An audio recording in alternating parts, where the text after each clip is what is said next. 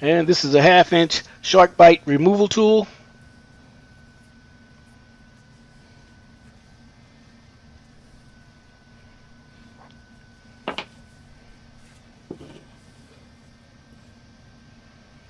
Let's see, Sharkbite 1/2 inch.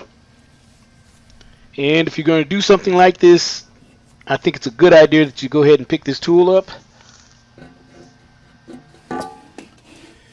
Now here are the tools that I'm going to use to build my Sharkbite shower system. This is a 6-way screwdriver,